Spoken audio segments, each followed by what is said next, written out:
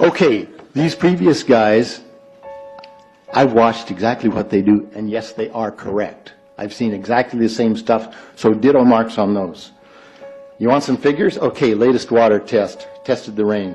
13,100 micrograms per liter of aluminum in the rain in 2013. Normally, it should be 0. So 13,100 is pretty damn much, folks. It used to be 0, then it was 100s in the 2000s, and then since 2010, it's into the 1,000s and the latest 13,100. In the snow on Mount Shasta, pristine Mount Shasta, 61,000 micrograms per liter, 4 times the amount that is found in the soil up there. Where in the hell is this stuff coming from if it's not coming from the soil? We have clouds in the sky we've never seen before. Almost every day I'm seeing clouds I've never seen before. And NASA has been even named a few of these new clouds.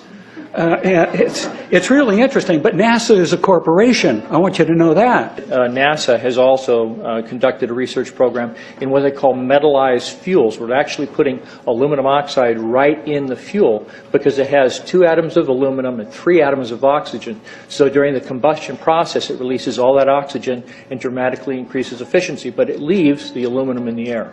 We got things coming from sky down, and it's a huge, huge problem. Because as it comes down, what happens is a couple of things. Is that it actually is in our air, we breathe it. And as we breathe it, it's actually going to go up through our nostrils, into our brain, easiest access to our brain frontal lobe. It's very similar in many ways to when you go outside on a cold day and exhale, you create a condensation trail. That little cloud is a condensation trail. Now, if you take a 2-mile walk on a cold day, and you can turn around and you can see your condensation trail tracking all the way back for 2 miles. That's how crazy it is to think that what we're looking in the sky is actually condensation trails. The contrails, not the chemical, the contrails occur because of cold air, minus 30. It takes a high altitude, around 30,000 feet plus. There's carbon dioxide and water vapor in that exhaust. That turns to ice crystals, and that's what you see, the white stream behind it. Those white crystals of ice warm up, dissolve, and the smoke goes away. And it never lasts more than a minute. What we're seeing now, and I first could not believe it, and I started looking at the skies, and these are not normal. They're not natural. There's something going on. I don't know who it is or why they're doing it. All I can testify is it's not natural and it's not normal. It's got to be some outside influence doing that. Thank you. I'm here to give you testimony that chemtrails, they're not contrails, are indeed real. They're spraying almost every day. I watch the clouds and watch the spraying program going on. I want to tell you that we're in very great danger from the pollution that's coming down over us. And we've been led astray by the military-industrial complex, and they're responsible for the cloud's creation and weather manipulation programs. They're dark operations. That's why they're not out in the media. I look around and I see people are starting to look up and see this. Many times I've spoken about chemtrails, and I get this blank look on my face. What are you talking about? I'm saying, look up. As a pilot, before I fly, I look up. And so, boy, they're really out there working. When you look up at the sun and you see a white haze, that is aluminum floating in the air right now, and it's coming from the aircraft. There's a huge amount of aluminum being found because these sprays have aluminum, strontium, barium, manganese, and there's a lot of argument that aluminum is very common to be found, but aluminum is only common in a bonded form. It's not common in a free form, and we're finding high rates of free aluminum in the soil, which is not natural. They're environmentally dangerous.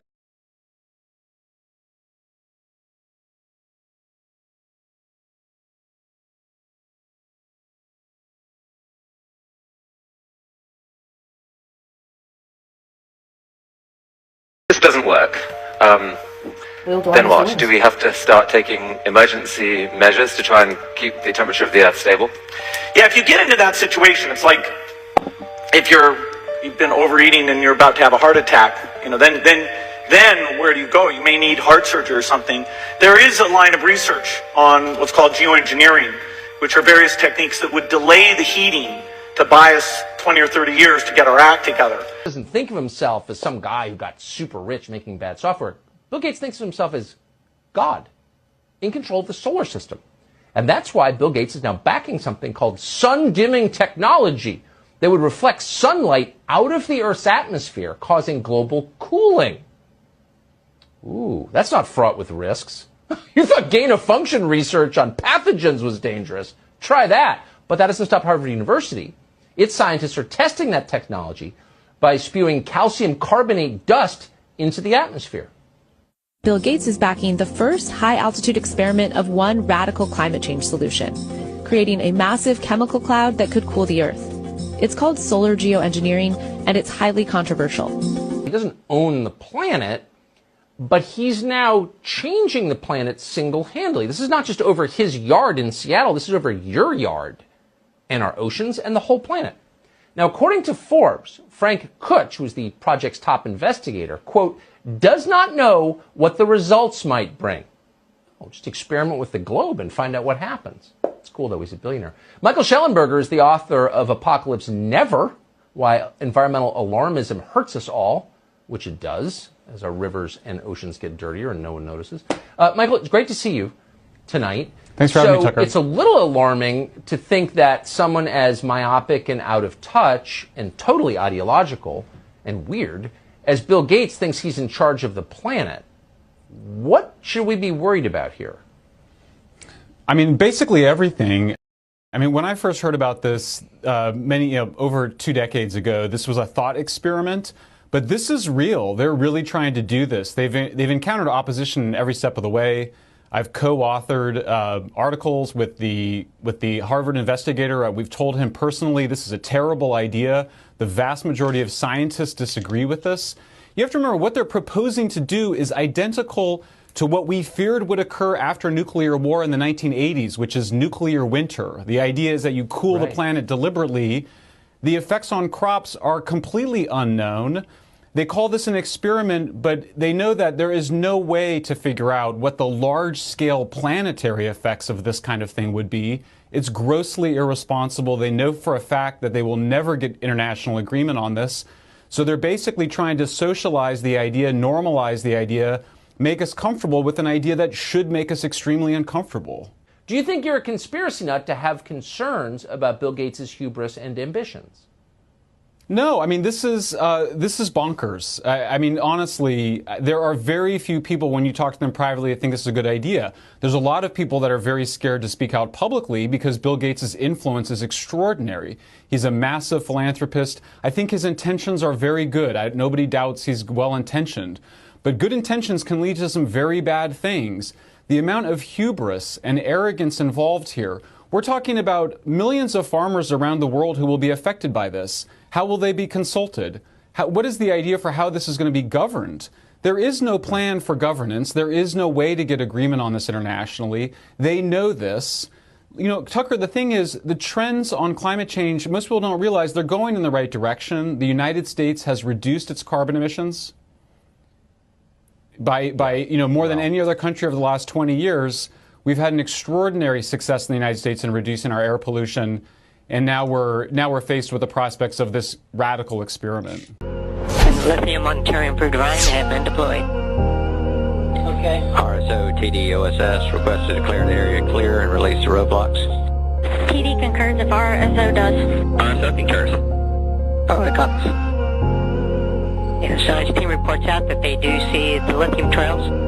They're believed to be the carriers of the dynamic. Well, make sure everyone knows that we see the lithium from the airplane. Roger that.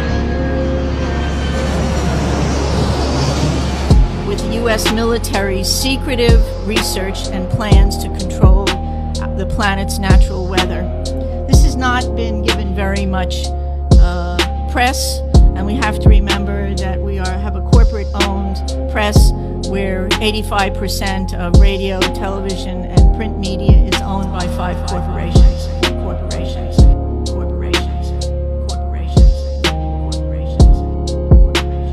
Military and some commercial jets have been fitted with huge barrels of at least 49 different kinds of documented chemical poisons.